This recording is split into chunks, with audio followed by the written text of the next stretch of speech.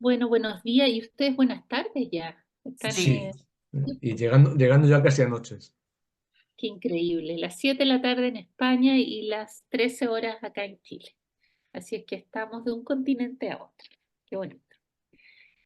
Bueno, los voy a presentar a mis amigos invitados y tenemos a Rosa Gómez Casán y nuestro amigo Oscar, tu apellido Oscar, perdón, Yo me llamo Sierra Calderón.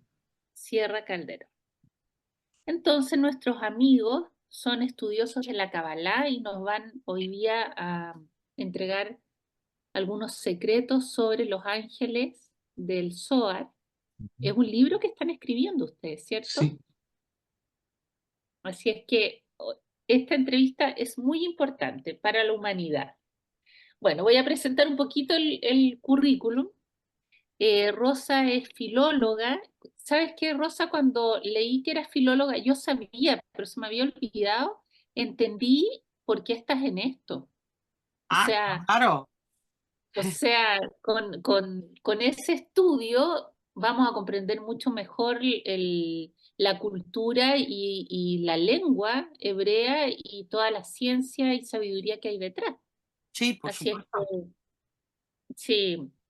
Bueno, es cronista, escritora, escribió este libro que nosotros ya lo tenemos, El Sendero del Ticún, y hace clases junto a Oscar en un curso de Kabbalah, que ustedes pueden acceder a este curso. Después vamos a dejar toda la información para los alumnos que quieran inscribirse. Y Oscar, nuestro amigo Oscar, es de oficio electricista, como los antiguos cabalistas que tenían un oficio tradicional, digamos, y dedicaban el resto de su vida a estudiar. Y Oscar lleva también 14 años estudiando Kabbalah. Me enteré también de que le gusta mucho la guiatría y que a mí me fascina, me fascina. Yo creo que el mundo está escrito de esa manera. Eh, y bueno, es además un estudioso de los antiguos cabalistas y del Zohar. Así es que es una buena dupla. ¿Y ustedes cómo se conocieron? ¿Cuál fue la forma de que se conocieron? Bueno, yo pues impartía un curso que se llama Alquimia de los 72 Nombres de Dios en Madrid. Y bueno, de repente ahí apareció un alumno que se llamaba Oscar.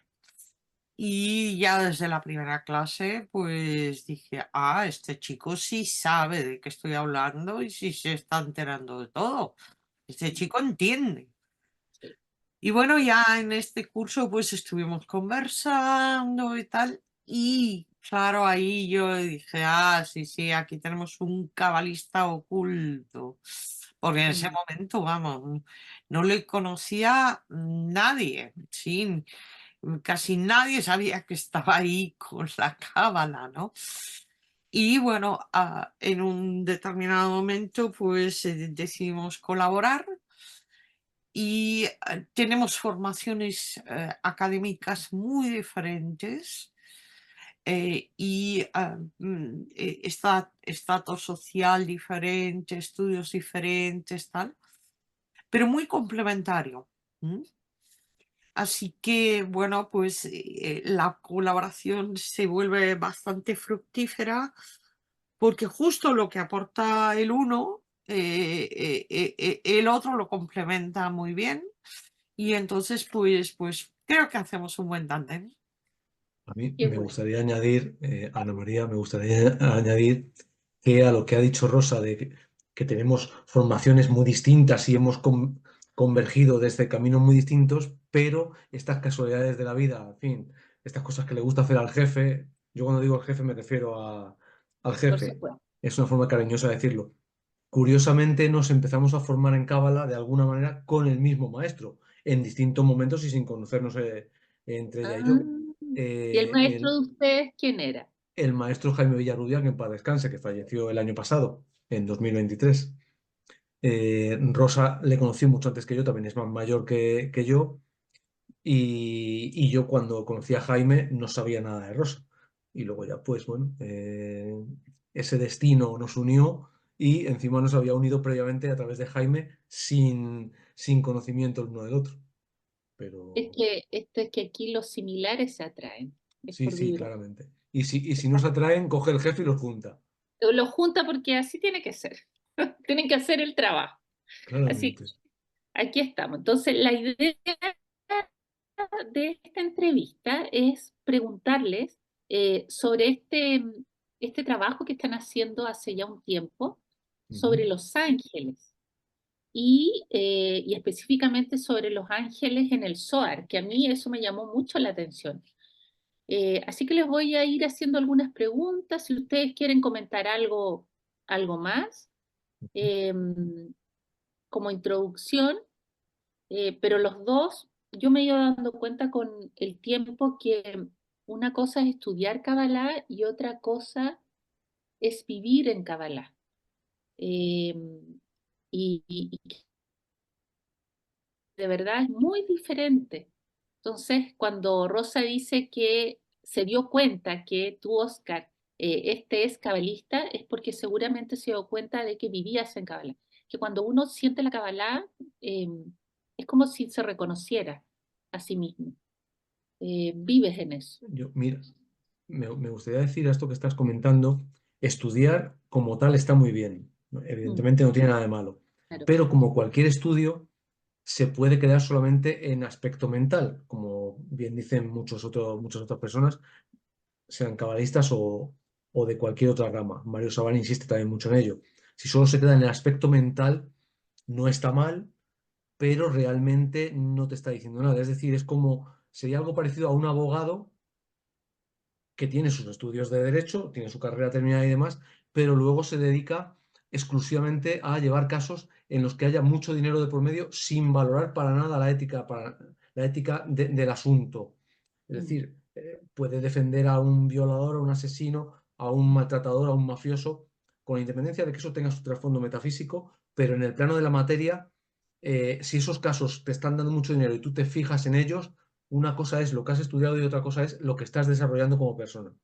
Entonces, en este caso, estudiar cábala, evidentemente está muy bien, pero luego esa cábala hay que aplicarla en primera persona, lo cual ya no es está mucho, mucho mejor, pero no es tan fácil. No quiere decir que yo lo consiga o lo haga, ¿eh? Creo que sí o lo intento, lo pero intenta. es muy distinto estudiar cábala que vivir como, con los principios de la cábala. Eso es aplicable a mí, a Rosa, a ti o a Mm, cualquier persona que nos esté escuchando. Entonces, mm, ese es un matiz importante, la diferencia entre estudiar y llevarla a la práctica, pero empezando por ti mismo, porque sí, sobre los demás es mucho más fácil llevar a la práctica, porque todos vemos en los demás lo que lo que no solemos ver en nosotros mismos. Yo el primero, nadie es perfecto, pero aplicárselo sobre sí mismo es el gran valor de cualquier cosa que quieras estudiar y desarrollar.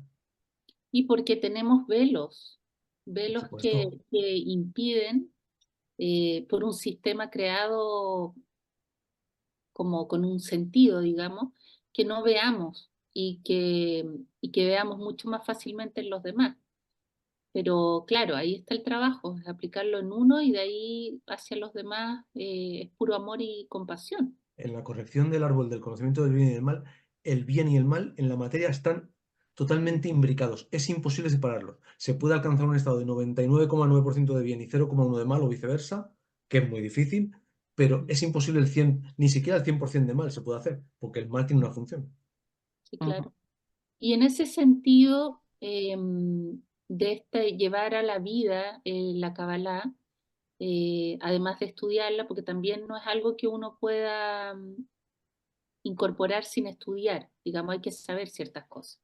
Es Ujú. conocimiento entregado, digamos, se recibe un conocimiento, una luz. Eh, Bueno, a mí en me eso, gusta sí, mucho la diferencia que establece Mario Saban entre un cabalólogo, que sería mm, un estudioso de la cábala, mm, tiene un conocimiento teórico importante, y un cabalista, que es quien aplica la ética de la cábala a su vida, la hace práctica. Y si tú realmente aquello no lo haces práctico en tu vida, en realidad estamos en el mundo de la materia. Y entonces no se trata de sé mucha teoría de la cábala. ¿o no? ¿Cuál es la experiencia de la cábala en tu vida, no? Sí, Y siempre por eso le digo a la gente, practiquen, practiquen, practiquen, practiquen, ¿no? O sea, sí, y llévalo a la práctica, aplica toda esa sabiduría en tu vida. ¿M? sí, sí. Y tomando todo esto del Zohar y todo esto es como nosotros iniciamos estos cursos de Cábala para el alma, presenciales y online, eh, tomando el Zohar por temas, ¿sí? Tratando evidentemente una introducción a la Cábala y grandes temas de la Cábala, ¿sí? Y luego ya temas específicos que están en el Zohar, pero como el Zohar está explicado por Parashot, pues bueno, hay que extraerlo y aderezarlo, pues evidentemente con los cabalistas clásicos. Y para esto es lo que hicimos es fundar el Instituto Qumran para la difusión de la cábala. ¿No? Mm, Que ujú. bueno, que estamos él y yo. Sí, sí, pero está bien, porque ahí tenemos columna izquierda, columna derecha, si es que está perfecto. La columna central será, Tenemos que eh, conseguir la central. no, el eterno será, siempre con usted.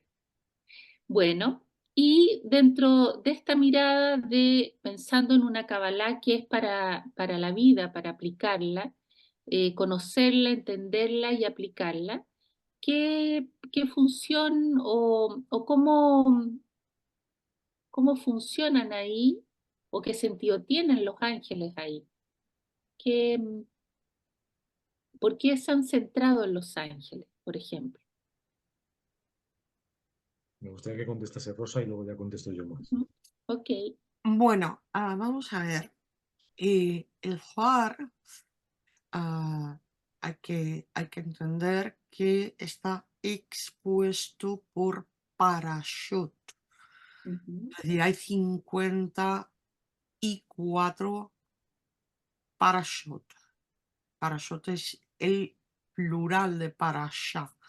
Parashá es la porción semanal de la lectura de la Torá cada Shabbat en la sinagoga. Cuando se escribe el Zohar o se empieza a escribir el Zohar, bueno, ahí quizá eh, mm, podríamos decir que Shimon Bar Yochai, pues escribió el Zohar hacia el año 135, más o menos, que puede que hubieran otras personas. Sí, esta es la versión, digamos, que sostienen un montón de cabalistas. Pero Moshe Idel muy claramente explica que el arameo del Zohar es un arameo del siglo XIII. ¿M? Y que por lo tanto la autoría de Moisés de León, que vivía en Sefarad y no en Israel, como Shimon Bar Yochai, pues es el autor del Zohar y del círculo de personas que están en torno a él, como Joseph de Gicatilla, ¿no? Entonces, tenemos que tener en cuenta un poco que en todo este tiempo el círculo de las personas que estudian Kabbalah es muy pequeño, que son solo prácticamente hombres, que las mujeres ahí no están, que normalmente hombres casados y al menos con 40 años. Especialmente esto es muy cierto a partir de el falso Mesías Shabbatai Zvi. ¿Por mm, qué? Porque antes, en otros momentos, por ejemplo, si nos basamos en Isaac Luria, el Ari, y si conocemos un poquito su vida, sabemos que Luria con 21 años ya estaba estudiando al cabalista del siglo XIII, Abraham Abulafia. Es decir, bastante antes de los 40. Creo que en este momento Luria ya estaba casado con su prima, ¿sí? Pero, bueno, es decir,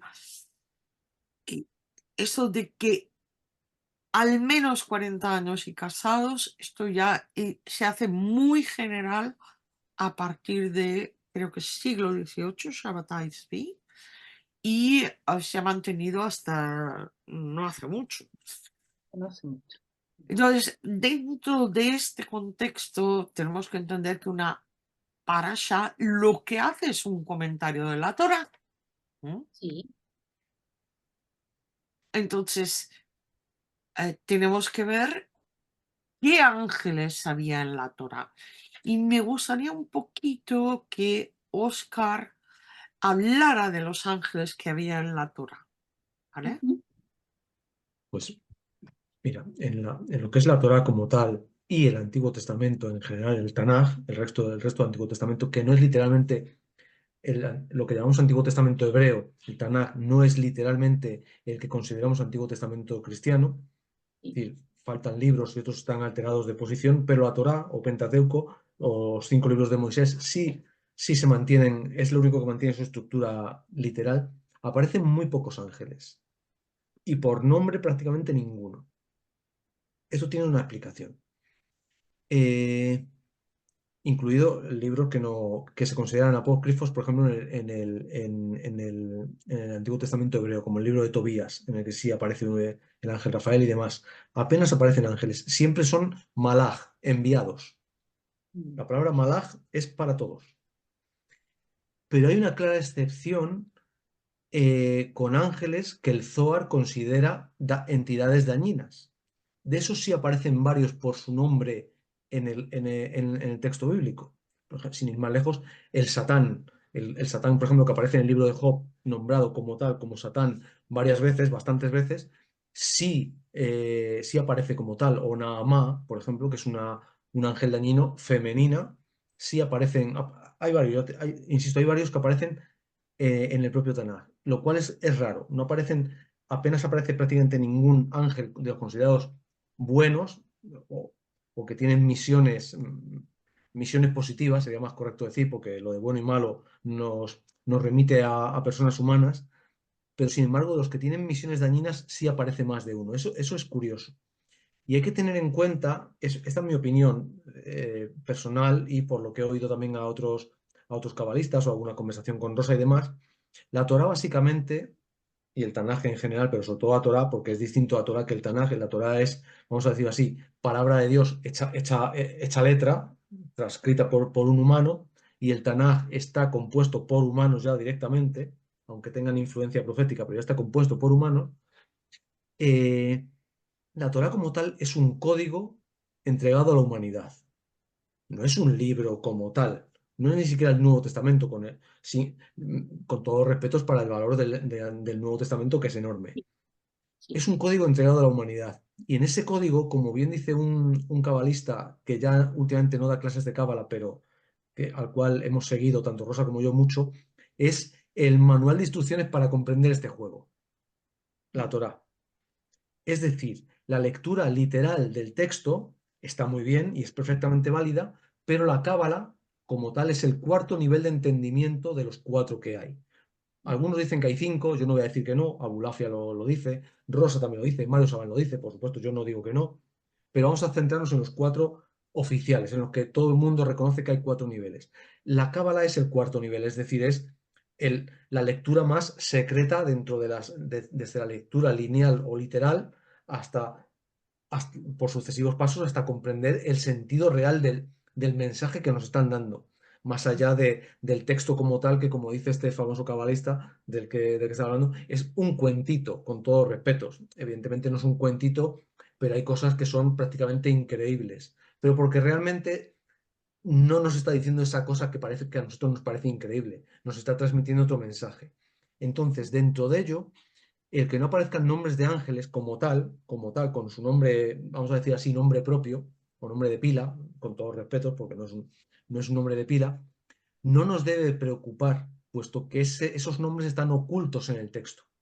Y a través de los sabios de la antigüedad se ha ido transmitiendo la Torá oral, que es el complemento de la Torá escrita, y han ido teniendo acceso a conocer los nombres de esos ángeles.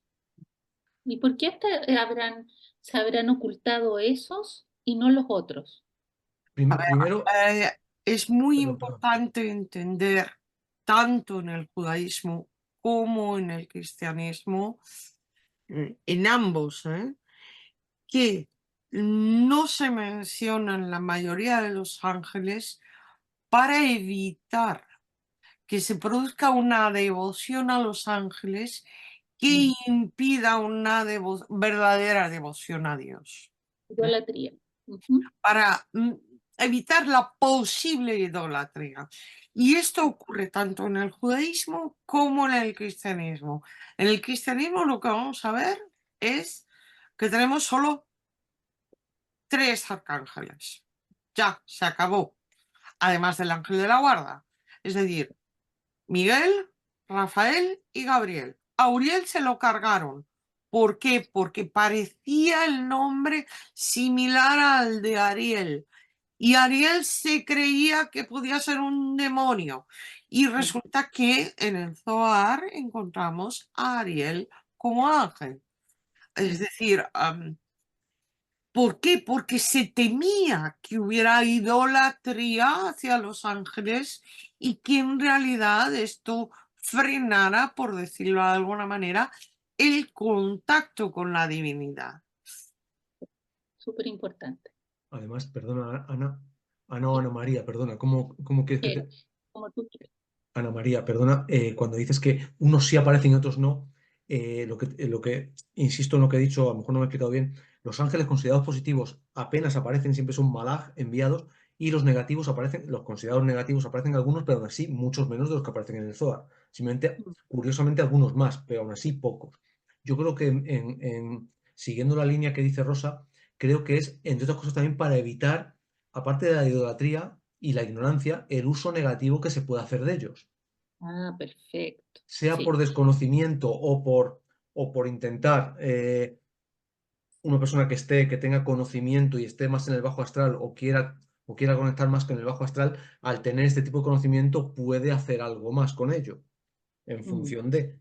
Y me imagino que esa ocultación a la simple vista tiene su relación con evitar que estas fuerzas, que además, como bien dice el Zohar, ya lo diremos, ya lo veo, ya que, quedará expuesto muy claramente en uno de los capítulos que componen el libro, los ángeles, así lo dice el Zohar, también la Biblia, la Torá, lo deja entrever bastante, tienen, aunque por otras vías se nos ha dicho que no, tienen una capacidad o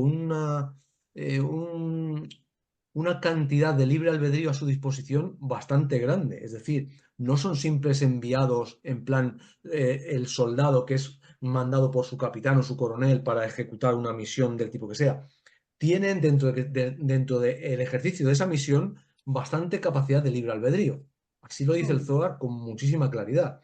Lo cual, si la persona que pueda trabajar con ellos quiere usarlos para mal, si conecta, es mi opinión, si conecta con esa rama de libre albedrío que pueda tener el ángel en esa misión, puede conseguir factores añadidos que como mínimo pueden ser poco deseables para el resto, como mínimo. Probablemente también para ella, pero a lo mejor para ella no es en el corto plazo y puede seguir abusando del asunto porque como la ley de causa y efecto, cuando haces algo, si no te llegan las consecuencias rápidamente, piensas que o no ha sido tan malo o que tú estás por encima de la ley de causa y efecto y sigues haciendo algo malo porque como a ti no te está llegando el efecto ahora, lo sigues haciendo. Entonces yo creo que está muy relacionado con ese aspecto. Es que este sistema es muy perfecto, porque piensa tú que el que no haya efecto inmediato es porque, digamos, que el oponente maneja el tiempo. Claro. Entonces, tuviéramos efecto inmediato, tendríamos otro mundo, porque veríamos inmediatamente las consecuencias de nuestros actos, pero claro, De hecho, sí, si la ley de causa y efecto es, en mi opinión, si la ley de causa y efecto fuese tan inmediata, nuestra capacidad de corrección estaría muy limitada. Porque esto es como, cuando la ley de causa y efecto es muy inmediata, es como cuando hacemos las famosas pruebas que conocemos con animales, a nivel de conducta, de cuando al mono, al pez, a la paloma, o lo que sea, le pones una prueba y le da una pequeña descarga eléctrica, no la sigue haciendo. O cuando le das su comida favorita, cuando hace otra prueba, sí la sigue haciendo. Entonces, la capacidad de corregir ahí, cuando el efecto es, la causa del efecto es tan inmediato, es muy limitada. Es cuando has hecho algo claramente poco luminoso, se te puede dar el tiempo de pensarlo, recapacitarlo e intentar corregirlo, o al menos no repetirlo, para que la consecuencia, si te llega, sea mucho menor, o si te llega, por lo menos la entiendas claramente. Entonces, claro, cuando es todo, si toco aquí me da el calambrazo, si toco allí me vienen los cacahuetes, todo es mucho más fácil, pero tan sí, fácil como que no habría capacidad de corrección. no, no, no es En- así. No, Entonces, yo lo veo así. ujú, ok. Entonces, en esta, en este trabajo de los ángeles, ¿cuál sería como su relación con los hombres o qué función tienen en relación a nosotros? Vamos a ver, tenemos que tener en cuenta que los ángeles fueron creados antes que Mm, las almas de los seres humanos y fueron creados para, en principio, el servicio. Eh, Esto supuso posteriormente una guerra en el cielo cuando al ser humano se le da libre albedrío y este ser humano que puede desadherirse al creador, renegar del creador, yo le tengo que dar servicio. Eso es lo que le ocurre a Satanael, que era en la tradición católica, entengámoslo, un arcángel y que, claro, era el primogénito de la creación y ahí pierde la primera guerra contra Miguel y Miguel pide a Dios mayor fuerza para poder vencerlo. Y en la Segunda Guerra ya lo vence, es cuando los ángeles caen y pasan a ser lo que llamamos demonios o diablos. Hay que entender que Miguel es considerado un arcángel en la tradición católica. Dentro de el judaísmo, por supuesto, está Miguel, pero este término arcángeles, que a veces se utiliza para referirse a los regentes de las 10 esferas del árbol de la vida, no es un término del judaísmo. Este término que se utiliza muchísimo, fíjate, dentro de la propia Cábala, no pertenece al judaísmo. Es un término que eh, está en la tradición católica y el- los, en la tradición católica tenemos el católica cristiana desde el siglo IV de Dionisio el Areopagita. Tenemos la clasificación de los 9 coros de ángeles y bueno, uno de esos coros son los arcángeles. Ok. mm, En el judaísmo la clasificación no es 9 coros, no tienen nada que ver, sino que la clasificación tiene que ver con los ángeles que hay en cada una de las esferas del árbol de la vida, por lo tanto 10 órdenes angélicos. Ahí no están los arcángeles para nada. Sí hay coincidencias, sí, como las dominaciones, por ejemplo, o potestades. Esto sí hay coincidencias entre cristianismo y judaísmo. Y a los regentes de las esferas se le has dado por llamar arcángeles, pero ese término no procede del judaísmo. Y esto los que hacen estudio de los ángeles dentro del judaísmo claramente lo explican. Entonces, tenemos que tener en cuenta que todos los ángeles, no todos los ángeles son mensajeros. En realidad, eso no es la esencia de los ángeles. Sí, los ángeles son luz de Dios que prodiga vida. Y algunos de ellos son mensajeros y fundamentalmente están al servicio de los seres humanos para darles mensaje, para ayudarlos. Ahora bien, hay ángeles, es el caso de los llamados devas en el hinduismo, ángeles de los lugares, o es el caso de los ángeles de la astrología, que hay más de 85, que se refieren a los planetas, algunos de ellos recogidos por el Zohar. Y no son mensajeros. De hecho, no se comunican, porque su función es completamente otra. Es decir, el caso de los ángeles de la astrología, la función es sostener a los planetas en sus órbitas, es decir, conservar la armonía de la creación, que no haya caos. Entonces, tenemos que entender esto para entender el conjunto de los ángeles. Estaba pensando que en el árbol de la vida aparecen ya en el mundo de Briar, y porque aparecen con la creación. Claro. Entonces, porque estaba pensando, claro, tienen un poco de libre albedrío, porque esta guerra entre ángeles es porque decidieron en una dualidad.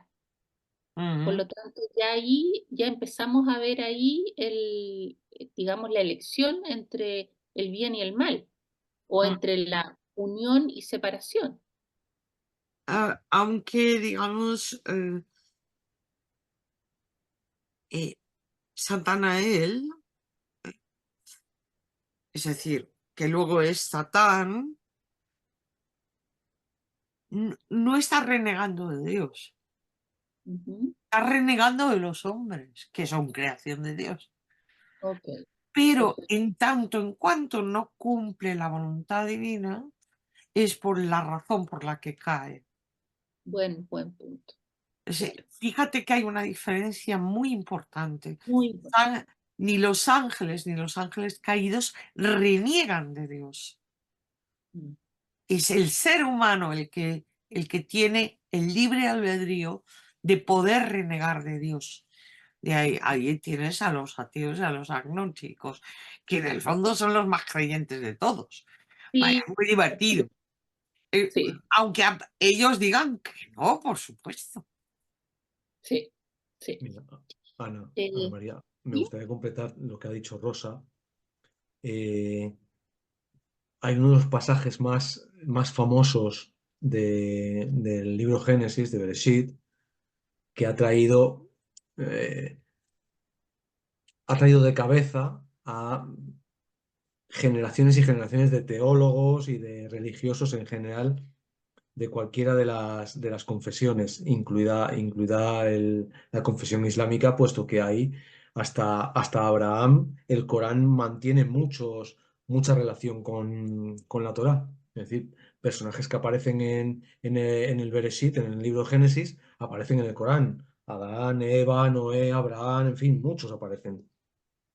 Es ese versículo en el que Dios, Elohim, Dice, hagamos un hombre a nuestra imagen y semejanza. Ese hagamos en plural. Además es un plural clarísimo y además ha sido traducido siempre en plural. Tú tienes una Biblia en castellano de la editorial que sea y pone hagamos, nunca dice voy a hacer. Ese hagamos, ¿con quién está hablando Dios?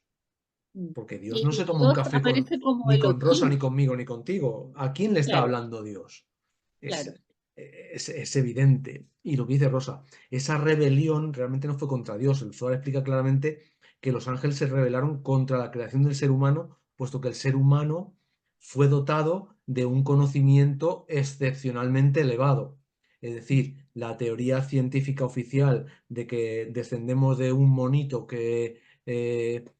o una monita, más concretamente una monita, que tiene más de 4 millones y medio de años, encontrada en Etiopía, y que la búsqueda del eslabón perdido no se acaba nunca, eso evidentemente no es así.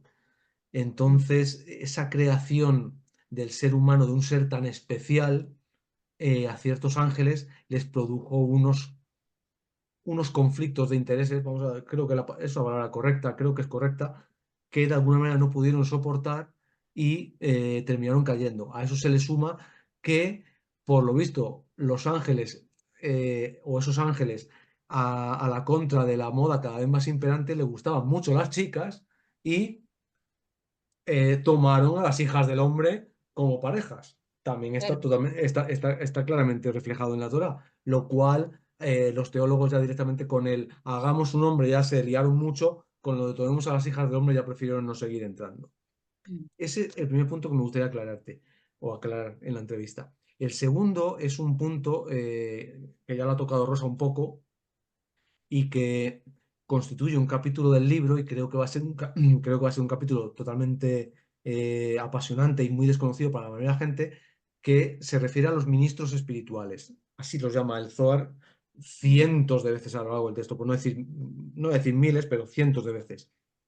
Con ello, cuando la gente lea ese capítulo y lo comprenda bien, comprenderá por qué pasan la mayoría de las cosas que pasan a nivel alto, a nivel de las altas esferas, en el planeta Tierra. No digo las altas esferas, me refiero a la política y la economía, es decir, el por qué pasan las cosas. Esas cosas pasan porque por encima hay quienes gobiernan a las naciones, a los políticos y demás. No nos vamos a meter en teorías reptilianas y demás, Todo pero hay mucho trasfondo detrás del asunto. Y sí, ya como por, es arriba es abajo, como es abajo es arriba. Efectivamente. Siempre tenemos que verlo como una... Tú tienes hijos, ¿verdad? Y si no tienes Sí, hijos, tienes... sí, Bueno, y aparte has visto niños de otras personas. Rosa también tiene hijos y yo también. A esos niños, cuando han sido pequeños, pequeños me refiero con pañales y un poquito más, tú realmente hacia ellos, ¿qué papel representabas? El de Dios. No tienen criterio ninguno, no tienen conocimiento ninguno, no tienen voluntad ninguna, más allá del libre albedrío lo si que tú pongo... les digas Por es eso, más allá la del libre verdad, albedrío de si toco aquí me da el calambrazo, si toco aquí tengo el cacahuete o el chocolate. Más allá de eso no tienen nada. Así somos nosotros respecto a la mayoría de la clase dirigente y así es la clase dirigente respecto a quienes están por encima, como es arriba es abajo. Mm. Y el último punto que me gustaría añadir a todo lo que ya hemos hablado de lo que ha dicho Rosa y demás, es que hay dos libros muy concretos que sí hablan mucho de ángeles, pero están considerados apócrifos, tanto para la tradición hebrea como para la tradición cristiana y por supuesto para la musulmana. Son Ujú. el libro de Ratziel, el Sefer Ratziel, del ángel Ratziel, y el famoso libro de Enoch, más famoso aún que el de Ratziel. Ahí sí se hablan y se ponen nombres a muchísimos ángeles. Y son anteriores al Zohar, ambos de ellos. Entonces, el Zohar no habla del libro de Enoch sí habla varias veces, pero lo trata de pasada, y del libro de Ratziel habla muy poquito, muy poco. Pero claramente, sobre todo el texto de Enoch, en cualquiera de sus versiones, puesto que hay varias versiones en función de, bueno, de circunstancias muy antiguas, sí hablan claramente de esos ángeles y los ponen nombre. Y cómo iniciaron la rebelión o ese desacato por lo creado, vamos a llamarlo así, y sí les pone nombre y les atribuye cualidades y acciones. Y son dos libros muy interesantes. De hecho, por ejemplo, sobre el libro de Enoch en concreto, en la introducción previa nuestra hacemos un extracto muy grande del libro de Enoch de los pasajes relacionados con los ángeles, que ocupa varias páginas porque, muy extractado, pero aún así ocupa varias páginas porque es absolutamente fundamental y, y nos sirve a nosotros como autores del libro y a todas las personas que lo lean y puedan aprender de ello, nos sirve como base de partida para entender muchas de las cosas que después explica el Zohar sobre esos ángeles se, que no estuvieron de acuerdo con la decisión de quien Mm. estaba por encima de ellos. Se me Eso me gustaría vino, verlo. sí, a propósito de esto que mencionas, hace unos años mi hijo chico me dice, llega muy preocupado y me dice, mamá, siéntate porque te tengo que decir algo. Entonces yo le digo, ¿qué pasó? Es que la profesora de historia, mamá, me ha dicho que existen varios dioses, ¿Mm? Sí. unos tales griegos, mamá. Me dio mucha risa. Mamá, dice que no es un solo dios. Entonces yo ahí le explico, le digo, mira, Dios está por sobre todo y permite la creación de todo y todos estamos dentro de Dios. Y claro, los dioses griegos tienen que ver con una tradición, con un pueblo, y le hice toda la explicación. Entonces ahí él me dice, ah, mamá, entonces tú no te enojas porque la profesora diga eso. Entonces yo le digo, no, hijo, eso es parte de, y todos estamos dentro de Dios. De Y hecho, ahí él se quedó tranquilo, porque a propósito de lo que tú decías, es como que lo que yo le he compartido es lo que él ha incorporado y es como estas jerarquías en las que nos movemos. Pero se me vino ahí la pregunta a propósito de estos dioses griegos, y Oscar. es que serían ángeles, ¿Cómo, perdona? estos dioses griegos, Sí. y es que podrían haber sido ángeles, No, ¿no? ¿Ya? ¿Y no, qué serían claramente dioses? no. Mm, Ya, que explique Rosa y ahora te digo mi opinión. porque algunos aparecen con alitas. Vamos a ver, Pero esas alitas son cualidades, Sí, no dice. son es decir, literalmente, este es un ángel. Es el- la cualidad que expresa ese Dios, vamos a decirlo así. cuando pintamos a los ángeles con alas, fíjate que los ángeles con alas no van a aparecer en la iconografía, en esculturas, etcétera, no van a aparecer hasta al menos el siglo segundo después de Cristo.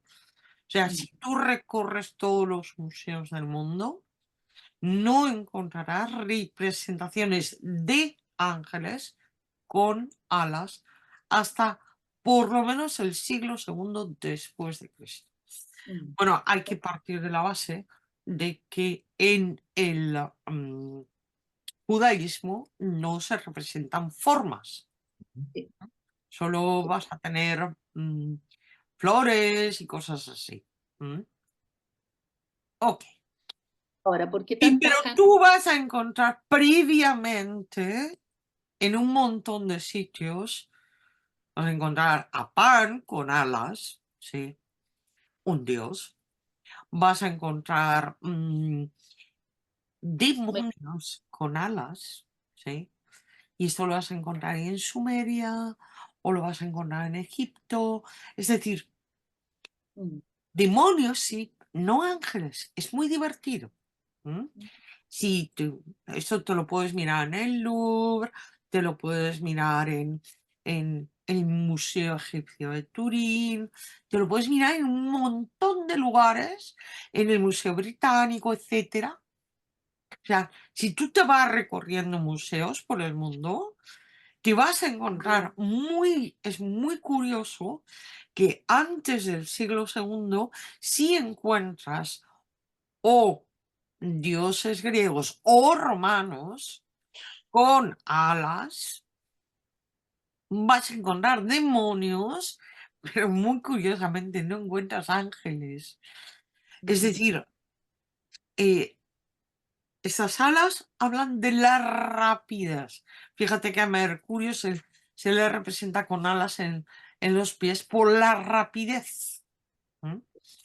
Entonces, como indicaba Oscar, son cualidades. Pero estos dioses no quiere decir que sean ángeles. Y añadiendo a lo que has preguntado, Ana María, ten en cuenta que el panteón griego, como se le conoce habitualmente, el panteón griego está muy influenciado, bueno, al fin y al cabo la humanidad es como una gran esponja, va absorbiendo y por cercanía se va empapando cada vez. El panteón griego está muy influido por la relación comercial y luego militar de conquista sobre todo lo que conocemos como Oriente Medio y algo más allá de Oriente Medio. Es decir, las sucesivas campañas tanto de Alejandro Magno militarmente como de comercio con lo que llaman Asia Menor, lo que hoy en día conocemos como Asia Menor, que es Turquía, la actual Turquía, junto con Fenicia, que es básicamente el actual Líbano y demás, y a su vez la conexión con Mesopotamia, Ashur, Asiria. Asiria no es Siria, engloba a la actual Siria, pero es algo más, etcétera, etcétera, hasta llegar a Sumeria. Todo se va influenciando unos a otros y de ahí surge el panteón griego que luego dio paso al panteón romano, que ya evidentemente si el panteón griego todavía nos puede ofrecer alguna credibilidad, el panteón romano ya es una copia con un cambio de nombres, un copia-pega con esto lo escribe Rosa pero lo firmo yo, o viceversa. Ahí ya no hay a los griegos, digamos, que se les puede conceder un poquito de, bueno, de por lo menos de imaginación, pero a los romanos ya no. Sí es sorprendente el caso de los dioses vikingos, pero su tradición, el volumen de su literatura y la calidad de su literatura no llega a la de los griegos, ni mucho menos, porque no habían tenido contacto con la verdadera tradición y la riqueza de Oriente Medio. Entonces, fijaos que, por ejemplo, en toda América, desde México hasta Bolivia, ya Argentina y Chile, a las actuales Argentinas y Chile, ya ahí no llegaba el tema cultural a ese nivel. De México a Bolivia, ni con los aztecas, ni con los mayas, ni con los incas, ni con otros más pequeños y asimilados, no hay tradición angélica por ningún sitio, No. porque no tuvieron contacto aunque la tradición sumeria dice que hubo un trasvase, pero fue un trasvase a nivel de dioses, pero nada no influyó en el resto de la cultura. Entonces, pues bueno. O sea, ustedes descartan la idea de que esos dioses que aparecen en distintas culturas sean ángeles. Sí, yo sí. Totalmente. Ya, perfecto. Voy a hacer algunas preguntas.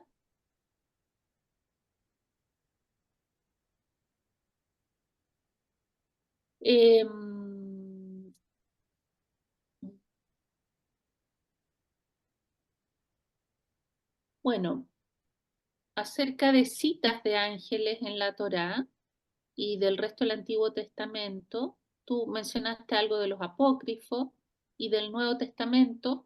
Rosa, algunas citas. Bueno, vamos a ver.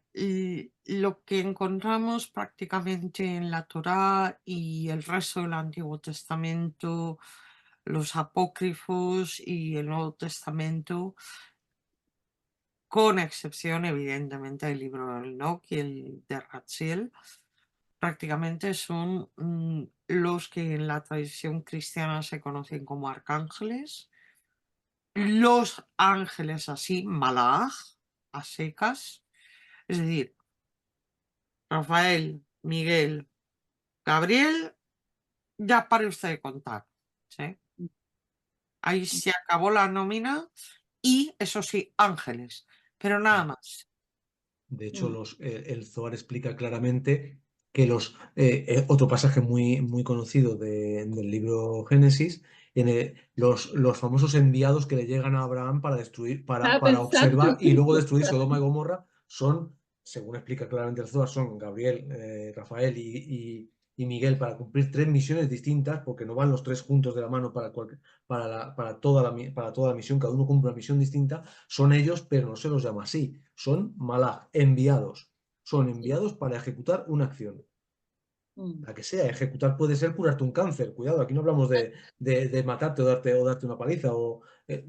Es ejecutar una misión, cumplir una misión. Son enviados. Y hay que tener en cuenta que los ángeles tienen la capacidad de materializarse con el aspecto físico que tenemos tú y yo durante una hora de nuestro tiempo para cumplir una misión. Y si esta misión no hubiera concluido, se desmaterializan y en un segundo se rematerializan de nuevo hasta que hayan terminado su misión.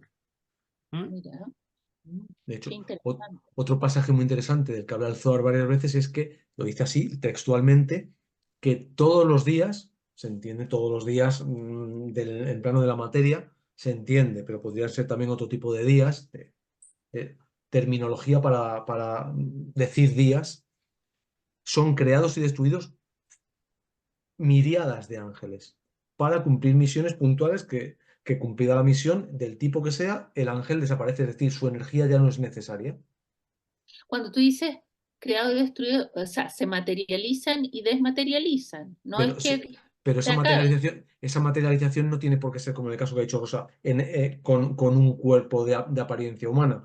Puede ser simplemente su presencia aquí como una entidad energética de la que tú no la vas a ver ni eres consciente, salvo que puedas percibir la acción que ha realizado de alguna manera o captar la acción que ha realizado, o para otras funciones, como bien dijo antes Rosa, en otros planos, por ejemplo, en el sistema solar o en cualquier otro. Claro. Hacen la misión y han sido creados para ellos. Es como te podría poner cualquier ejemplo material de que algo que es creado para cumplir una función y luego es desechado. Este vaso ha sido creado para tomar un café. Una vez que te tomas el café, lo puedes tirar, ya no vale para nada más. Mm. No sé si está bien hecho el Sí, símil, sí, pero son sí, sí, creados y entiendo. destruidos miriadas, no especifica cifras concretas, miriadas de ángeles todos los días. Ya, qué interesante. Em, ok, y ¿nos pueden hablar un poquito de este libro de Enoch y de Raziel? ¿Quiénes son los autores? Em, Los Rosa, autores, los autores como tal, la persona física que lo haya escrito, no se conoce.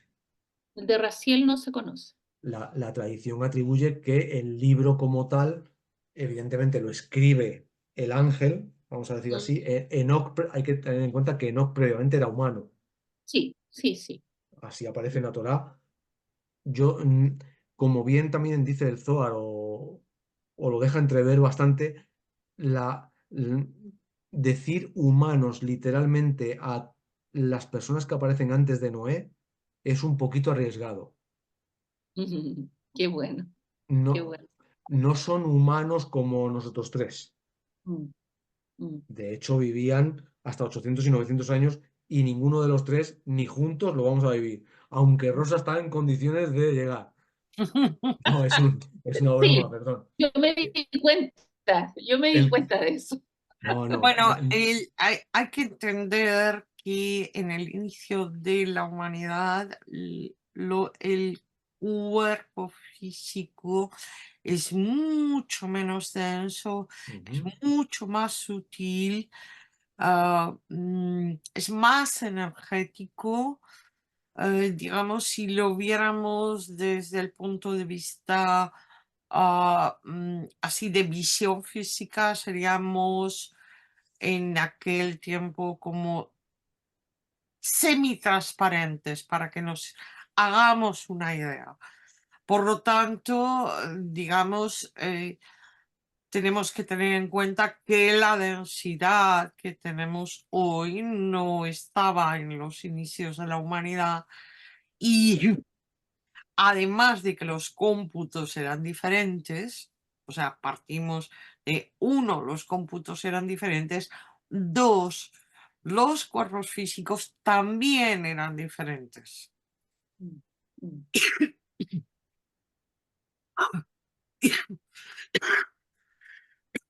Esperemos que Rosa sea. eran cuerpos semimateriales. Por lo tanto, también Más etéreos. susceptibles de durar. Mm, mm, mm. Sí, sí. Tampoco tenemos, hay un libro muy interesante, no voy a decir el título porque no me lo sé, simplemente porque no me lo sé, lo tengo en casa, pero me pasa como a Rosa, dentro de los cientos de libros que tienes, te pones a buscar justo el que necesitas y no lo encuentras, entonces no me voy a levantar a buscarlo porque sería estropear el vídeo. Pero hay un libro muy interesante en el que dice, un libro, me refiero que trata los temas desde la perspectiva que los tratamos nosotros, tratamos y entendemos nosotros. Es decir, no es un libro estrictamente guiado por la perspectiva científica oficial. De la prueba del carbono 14 dice que ahí al final te da una horquilla, dependiendo de a dónde te vayas de atrás, te da una horquilla de miles de años. Lo cual evidentemente resta cierta credibilidad a ciertas cosas. Este libro, que está escrito con bastantes datos, pero desde la perspectiva de hay algo que no conocemos, pero tiene que estar ahí, dice que entre otras cosas, que la atmósfera que había en el planeta Tierra en los tiempos en los que vivían estas personas era sustancialmente distinta en algunos aspectos, a nivel del carbono en el aire, en niveles de oxígeno y demás, sustancialmente distinta a lo que tenemos hoy en día, y eso, entre otras cosas, favorecía la longevidad, lo cual no es descabellado. Claro, Aparte de otros claro, factores, no es descabellado. totalmente. Ok. Y este libro de Raziel, qué, ¿a qué apunta? ¿Qué nos quiere entregar?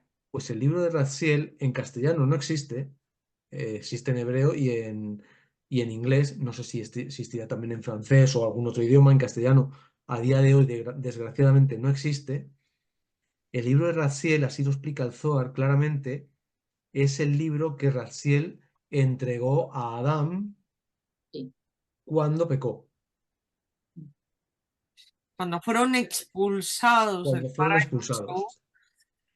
lo que ocurre es que les entrega a Adán y Eva este libro con todas las instrucciones de todas las plantas para poder sanar.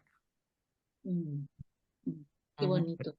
Hay que tener en Pero cuenta en este libro, por ejemplo, entre otras cosas, se conserva una página, ¿sí? Del original, esto se dice, y, por ejemplo, una de las cosas que encontramos es el Malachim, es decir, la escritura angélica, ¿sí? Mm. Por Que es ejemplo, con la escritura sí, la escritura del de Malachim. notación. Sí, como que esta que es con círculos. Eso. Ujú. Sí, esta. Mira, de ahí aparece. Sí, ahí ya aparece. Perfecto. Por lo tanto, una de las cosas que podemos deducir del Malachim, que es una de las cosas que vamos a poner en el libro, es que el Malachim es muy antiguo. Claro que sí. Y Que, otro de los factores diferenciales de este libro que estamos haciendo, igual que en el anterior que escribió Rosa, es que ese Malahim que vamos a incluir con los ángeles aporta un valor diferencial que no aporta ningún otro libro que nosotros conozcamos, y Mm. conocemos ya unos cuantos. ¿Y qué diferencia hay entre si yo, por ejemplo, visualizo el nombre, el nombre del ángel en arameo, porque entiendo que se escribe en arameo, Mm. eh, ¿no?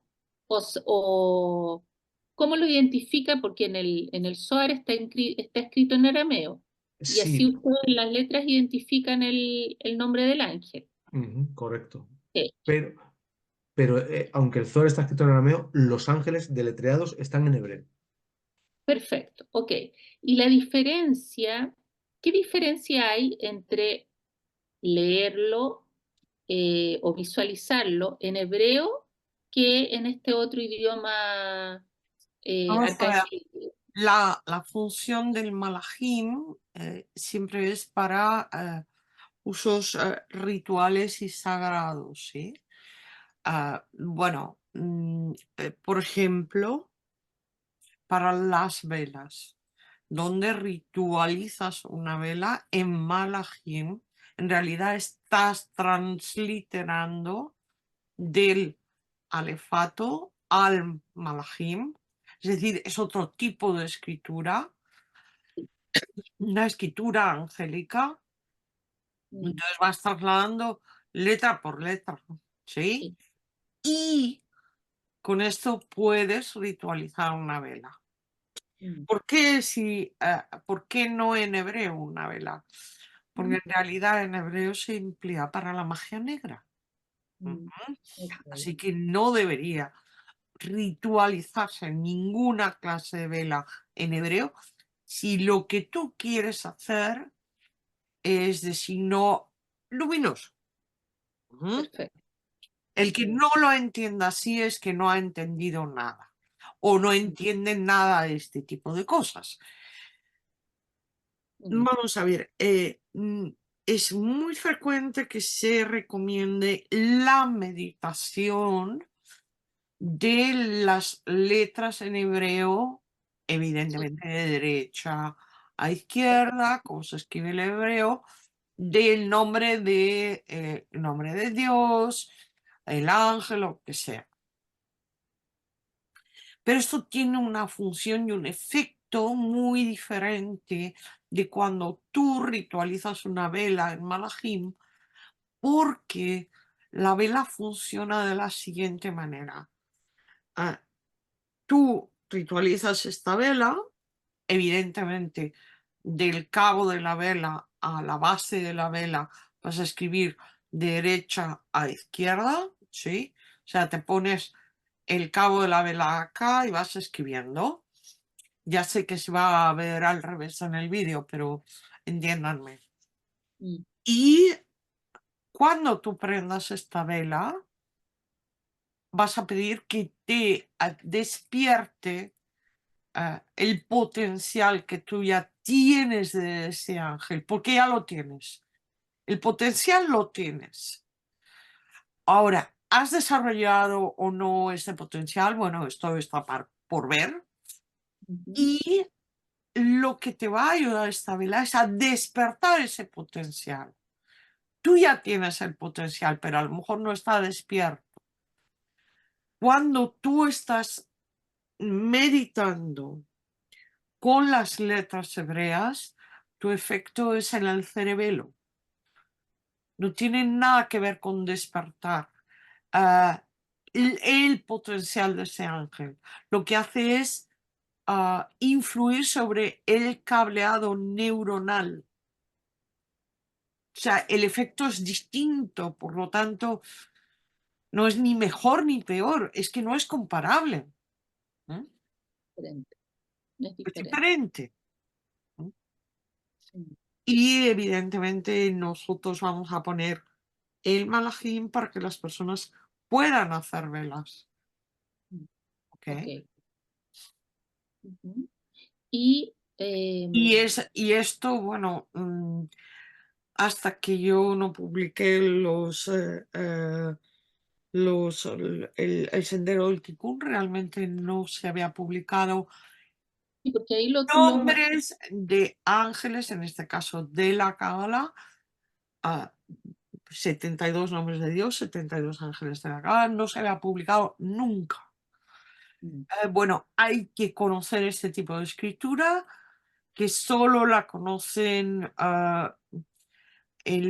se transmite o de las escuelas de misterios o los rabinos. O sea, mm. fuera de ahí no la conoce la gente. ¿Mm? Yo cuando la vi la Y primera vez, tienes que haber aprendido en una de estas dos tradiciones, ¿sí?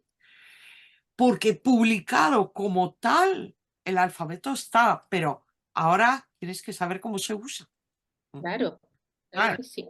te preguntaba. Y Ujú. hay, además de este uso de las velas, hay otros usos del malajim para, mm, ya digo, fines rituales y sagrados. Pero bueno, hay que ver si hay permiso para transmitir estos usos Mm. que ya digo se conservan en estas dos tradiciones. ¿Mm? Sí, sí. Em, ahora,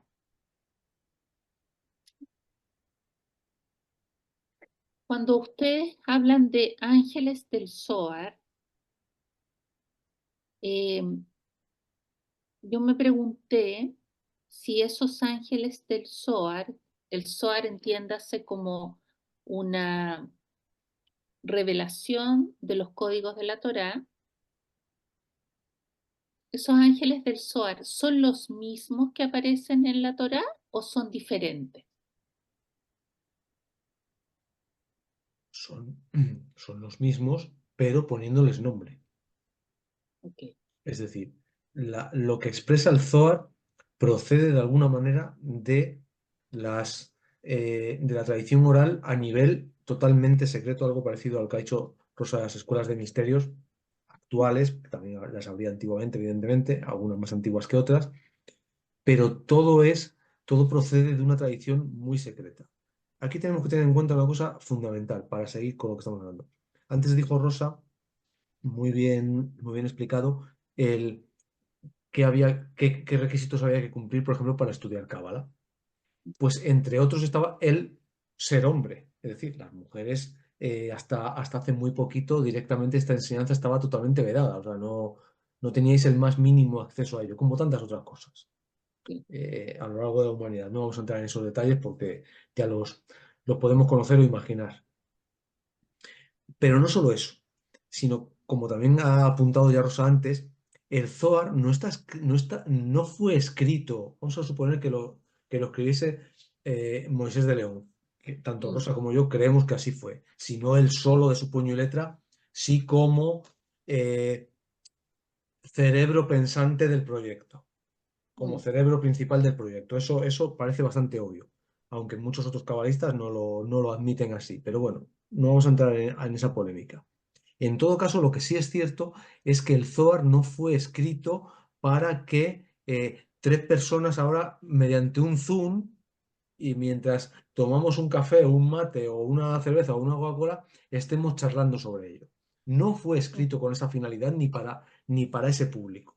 Entre otras Mm. cosas porque no se conocía el alcance de ese público, aunque el Zohar habla de momentos que, echando números, según te los explica el Zohar, coinciden sospechosamente con algunos asuntos de nuestra realidad, lo cual Mm. evidentemente de alguna manera comprendían y sabían que había mucho más, igual que sabían que hay un pasado, también sabían que hay un futuro, evidentemente, un O futuro sea, lo que lineal. tú quieres decir es que en el Zohar ya se planteaba que en esta época, en este futuro para ellos, Ujú.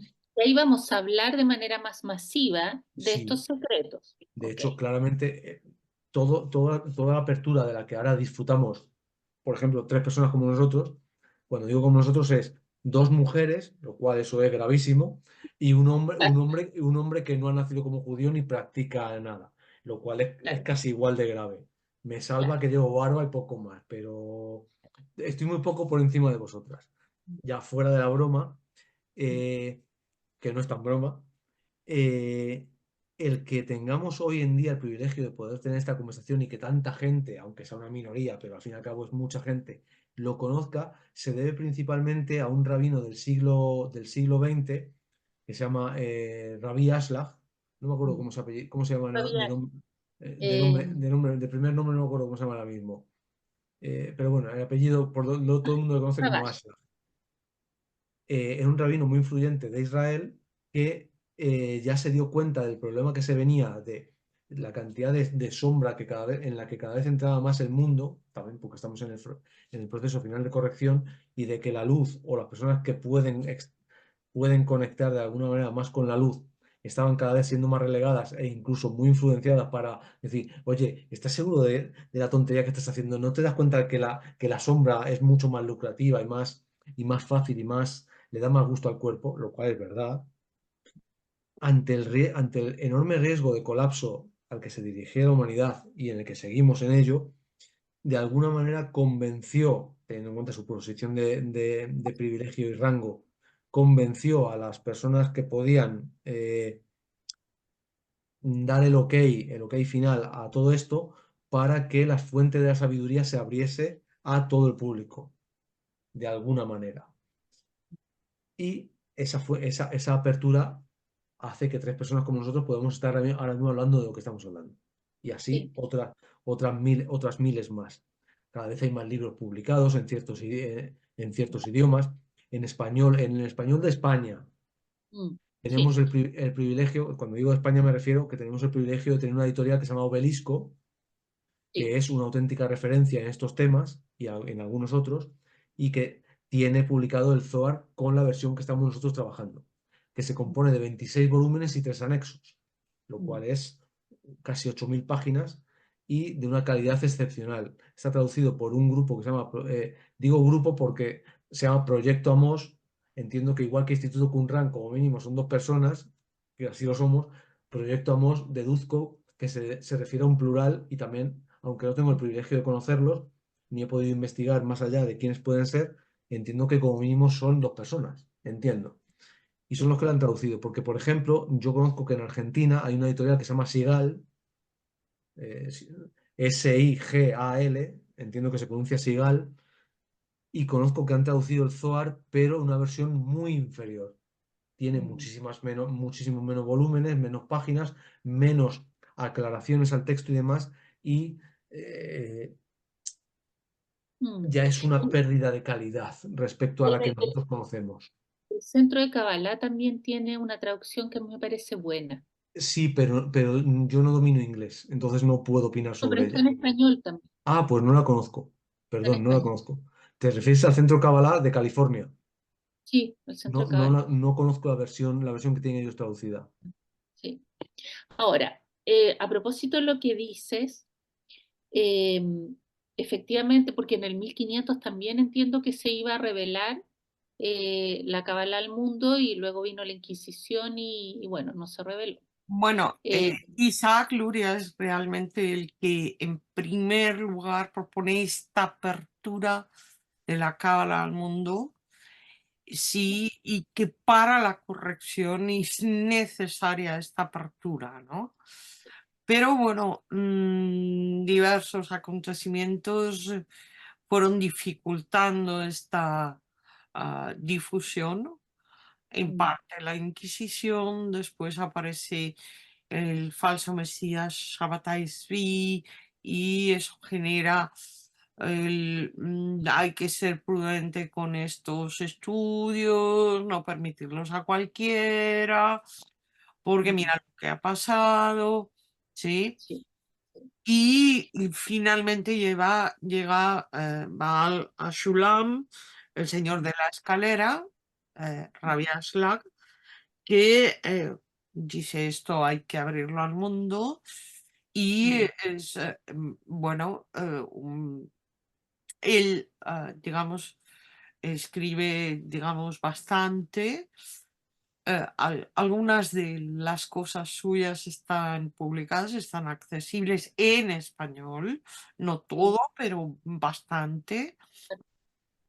O no, por lo menos para tener una ah, mm, idea general de la corriente que viene de Rav Ashlag, es de donde surgirá posteriormente Michael Lightman, de uno de los discípulos, y de también de esta corriente parece que es de donde viene Philip Berg, que es el que luego funda el Kabbalah Center.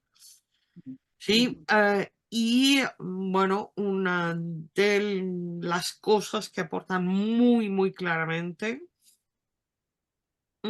es un lenguaje muy cercano al lector, que la cábala sea abierta, sea comprensible por el lector. Y por otro lado, insisten en ambos casos mucho en la proactividad frente a la reactividad y también mucho en el punto en el corazón, ¿sí? Bueno, hay más cosas de las que podríamos hablar de ambas escuelas. Sí. Y bueno, esto es lo que hay.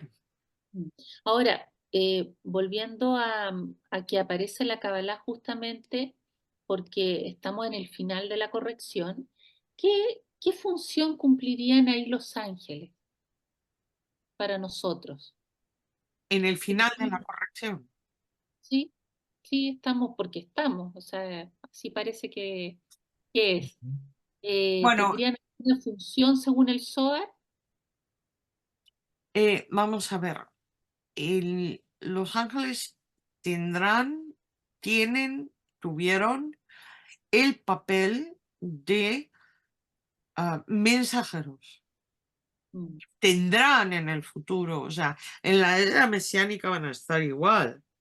mm, Es decir, traen mensajes para nuestras almas. mm, Y no solo para la corrección. ¿Mm? mm, mm, Porque una cosa es Tikkun Olam y otra cosa es el Tikkun Nefesh. mm, mm, Entonces, ¿querrá decir que ya hemos corregido todo? mm. ¿Que ya no hay nada que hacer?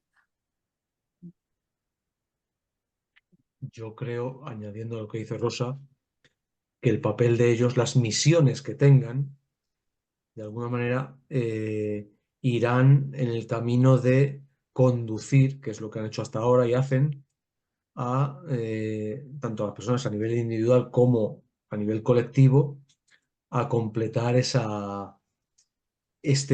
final de la corrección. Hay que tener una cosa, el otro día la hablábamos en clase presencial, precisamente Rosa y yo en Valencia, que hay dos cosas que son totalmente incuestionables. Se pueden matizar de alguna manera, pero los datos como tal son incuestionables. Primero, el Zohar habla, eh, sacando cuentas, llegas a la fecha prácticamente exacta, creo que se equivoca en un año, de cuándo sería el inicio de la apertura, básicamente lo llama la apertura de los cielos, a la revelación. Y coincide con el inicio de la revolución industrial en Inglaterra o Gran Bretaña, según se quiera mirar.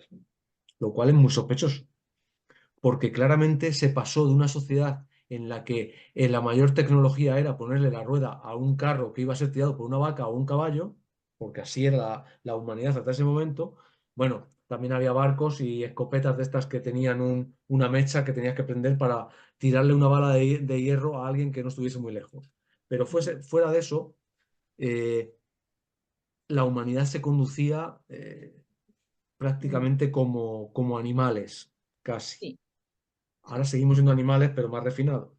Bueno, algunos dicen que venimos del mono y otros van, creo.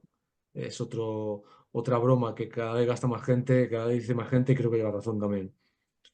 Pero esa revolución industrial supuso un salto cualitativo y cuantitativo enorme para la humanidad. Pero añadiendo en los años 70-80, no vamos a poner un año exacto, no, a lo mejor podríamos decir el 83, pero podríamos también decir el 79, por decir algo, se produjo un salto respecto a esa revolución industrial casi cuántico también, que es la revolución de la electrónica y todo lo que ello ha conllevado para la creación de la informática y todos sus derivados. Hoy en día, fijémonos lo que es la humanidad, todavía hay algunas tribus indígenas que cazan literalmente en taparrabos y con arco y flecha, y la humanidad, y otra parte de la humanidad está creando superordenadores cuánticos y está llevando vehículos físicos a Marte, Mm, o tiene un telescopio que es capaz de ver lo que ocurrió hace miles de años, puesto que está viendo la luz reflejada de algo ocurrido hace miles de años. El salto es enorme.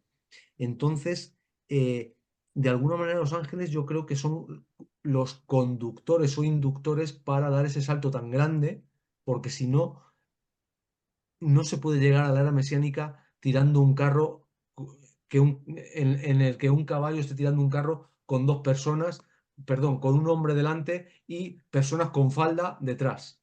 Así no se puede llegar a corregir nada, con independencia de que fuesen buenas personas, que es a lo máximo que podían llegar en ese nivel, y la mayoría no lo eran.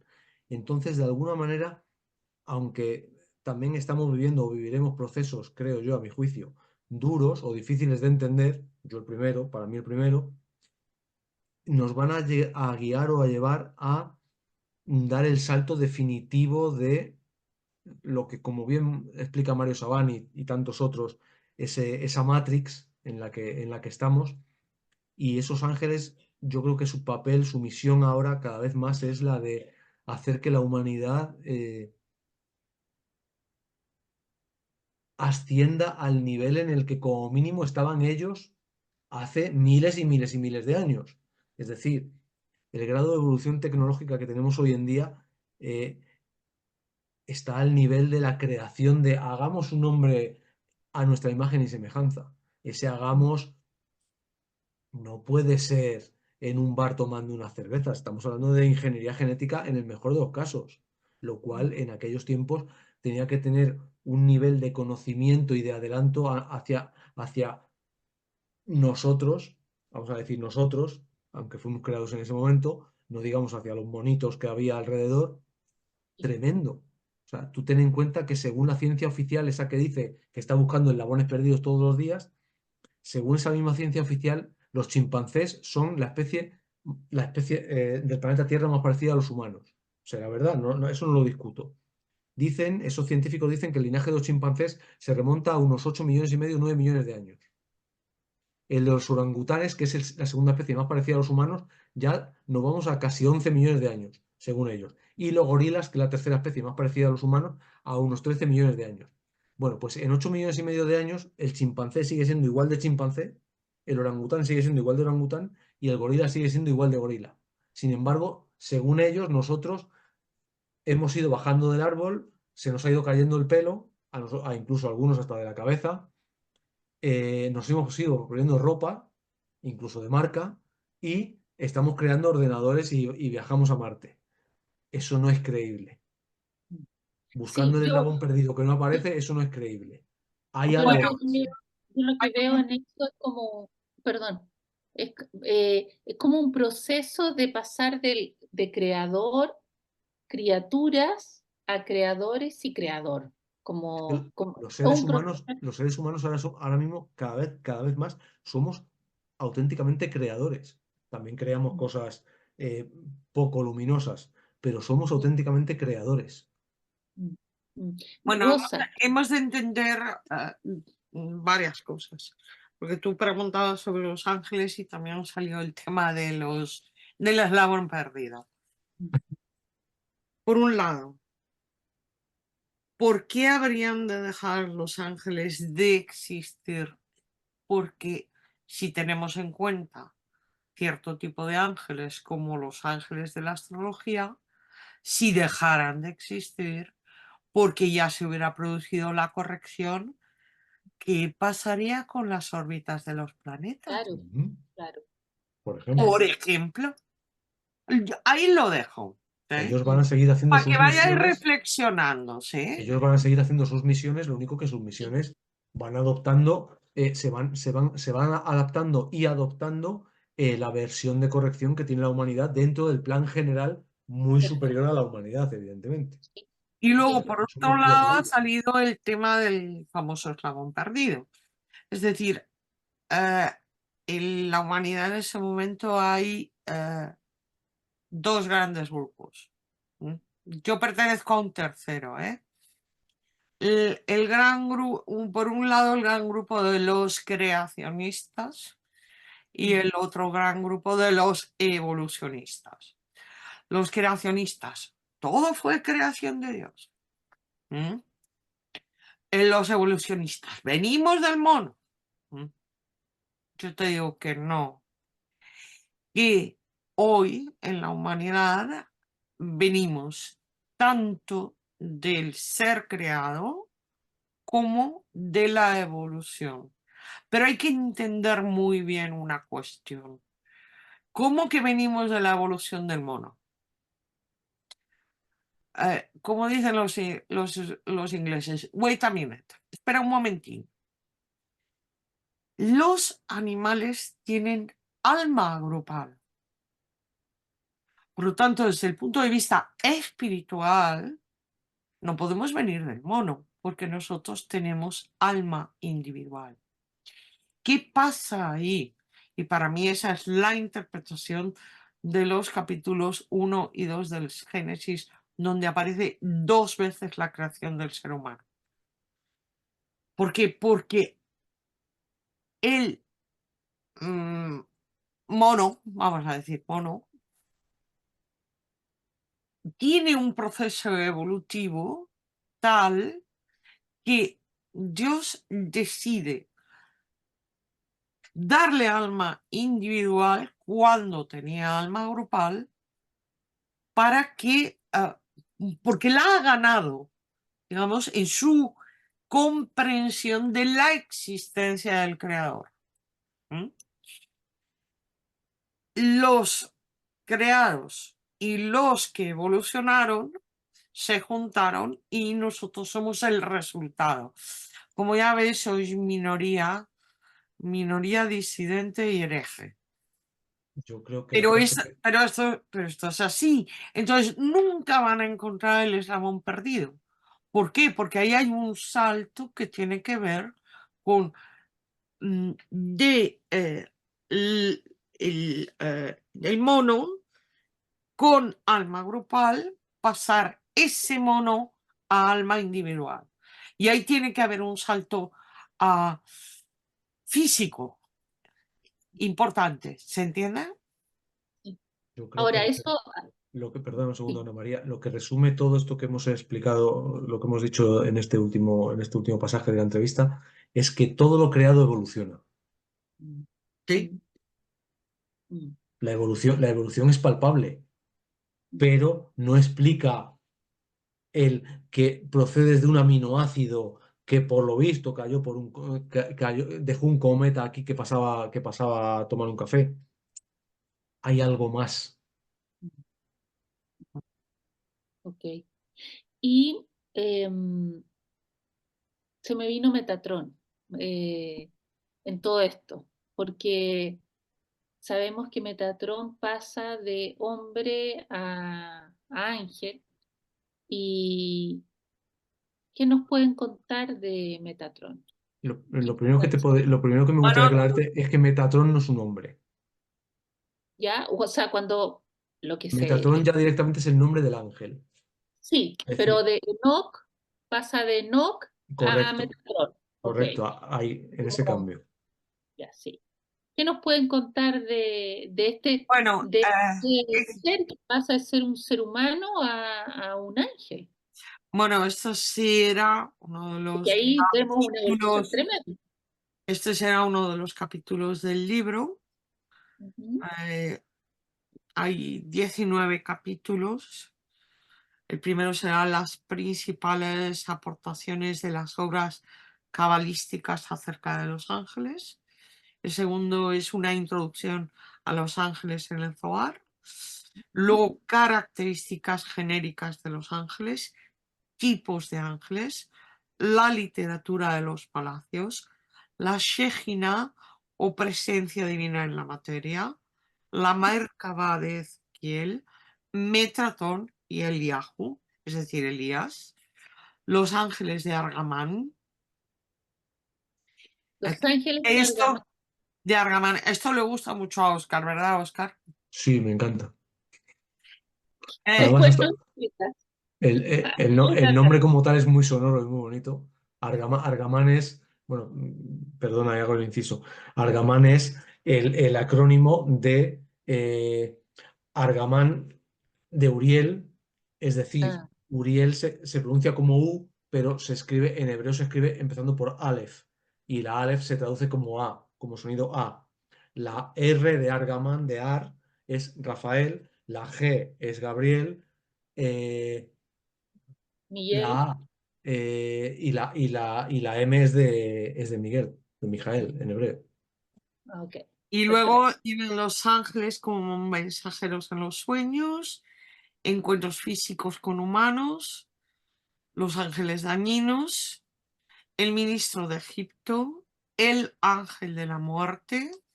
Eso es un concepto cabalístico muy importante y en general poco conocido.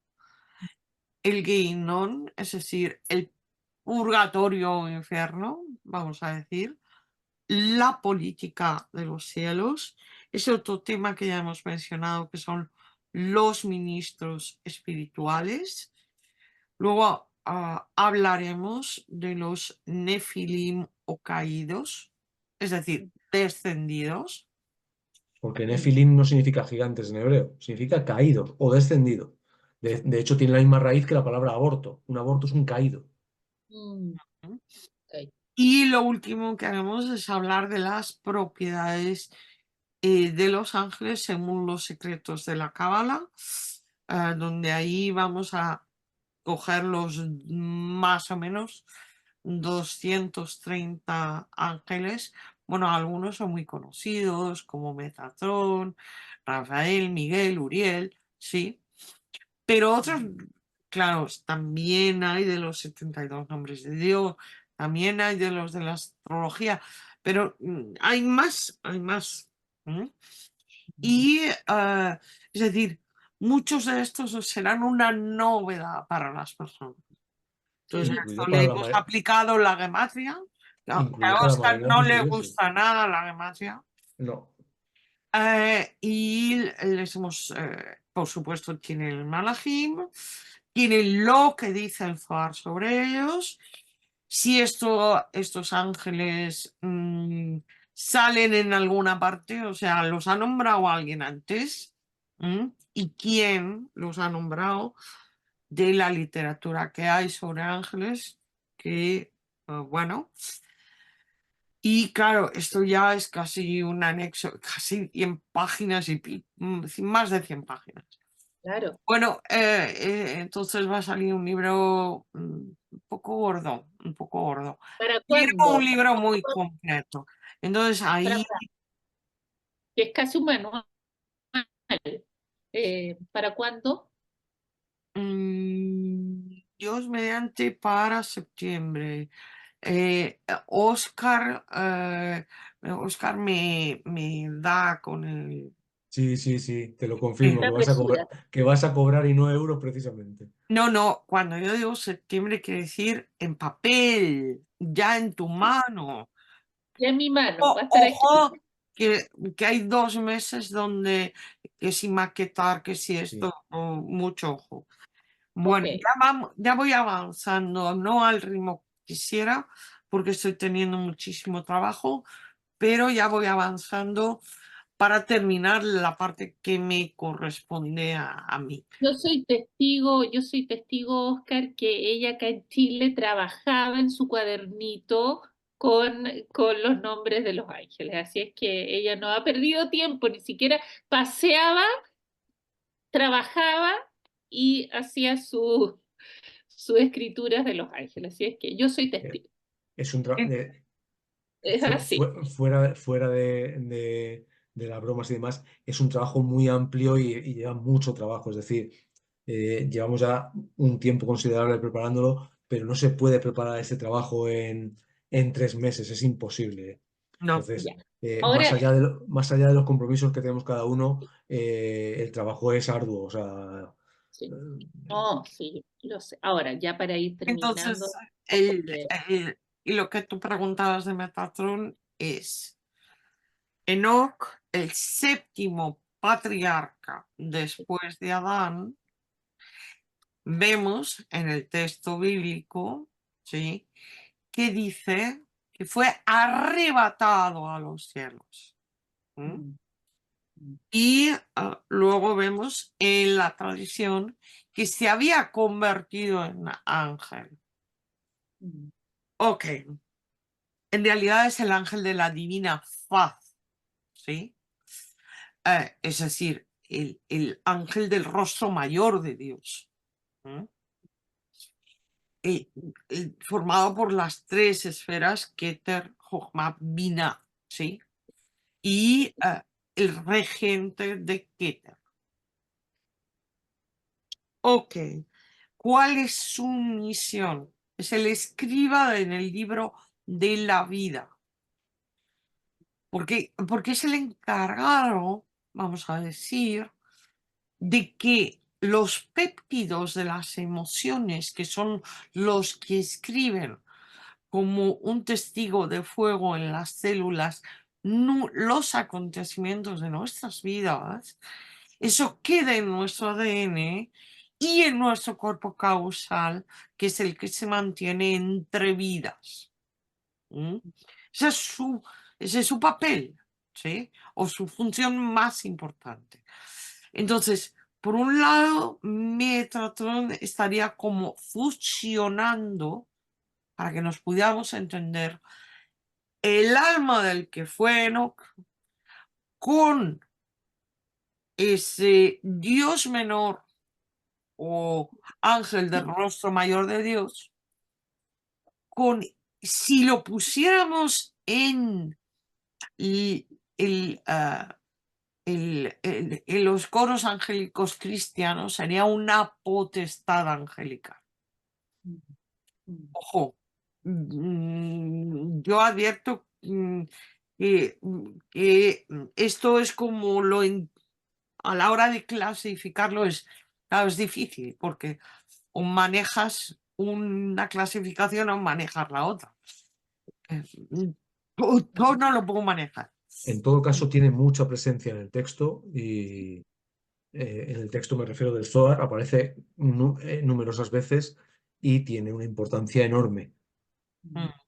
Sí, sí. Y bueno, para ir terminando, yo me quedaría con ustedes conversando infinito. A Yo mí creo que me vamos a está hacer, me está encantando el vídeo, pero tengo otros compromisos, no sí, podemos sí, tardar sí, mucho. no, si vamos a terminar. Les voy a hacer una última pregunta que es más personal. ¿Qué, y esto es para cada uno, eh, ¿qué creen ustedes eh, de qué manera los ha tocado, eh, digamos, el creador, que hace que quieran escribir este libro, tengan la voluntad, el tiempo y la información de los cielos para escribirlo? ¿Qué creen que les tocó en lo personal? Eh, no sé si me doy a entender, pero es como, Sí, que- perfectamente. sí, perfecto. Yo, en mi caso concreto, eh, más allá de lo que hemos dicho antes de que me gano la vida de otra manera, la cual tiene su valor y su mérito, pero yo a día de hoy lo considero un trabajo alimenticio, es decir, no tengo mayor vocación en ello, hago lo mejor que puedo y demás, pero fuera de eso tengo otras inquietudes. Como la cábala enseña claramente, buena parte de la vida consiste en encontrar a tu alma gemela. El alma gemela no es solamente una persona para tener una relación sentimental con ella, que también es encontrar tu, tu, tu circunstancia gemela en cualquier ámbito. Y puede ser, por supuesto, y debe ser también en el trabajo. Para mí esto es mi pasión, por lo tanto es mi alma gemela.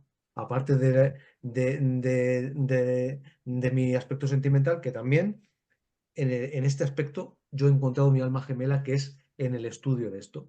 Además, yo estudio, como bien sabe Rosa, por puro placer. Luego, luego me quiero ganar la vida con ello de forma íntegra, pero si no me la gano, me da igual, voy a seguir estudiando porque estudio por puro placer. No estudio para conseguir dinero.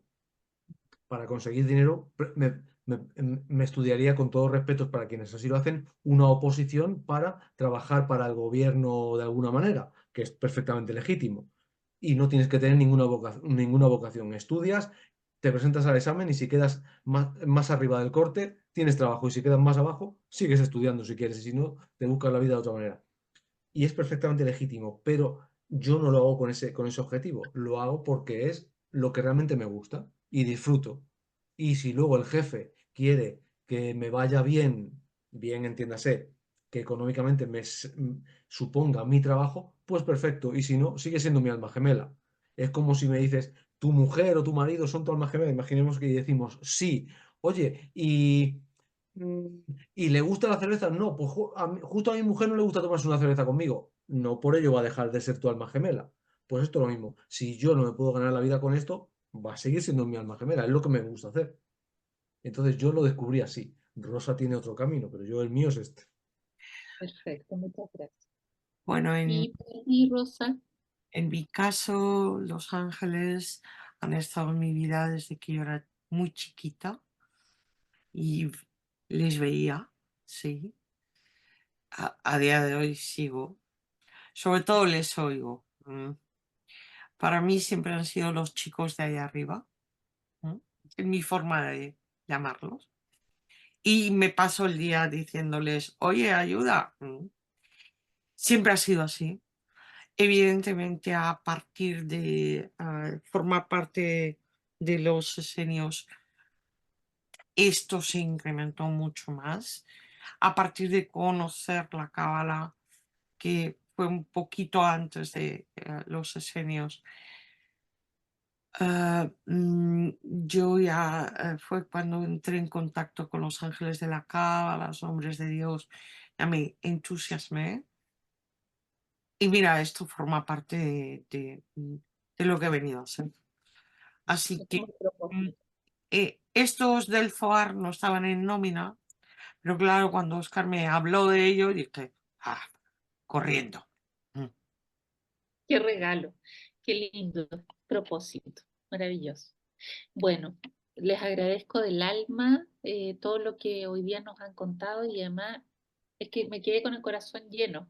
Así es que muchas gracias y vamos a volver a conversar después de que lea el libro, Ujú. porque ahí yo creo que voy a tener 1000 preguntas y bueno, que Dios los bendiga en todo, que sea una Igual. bendición.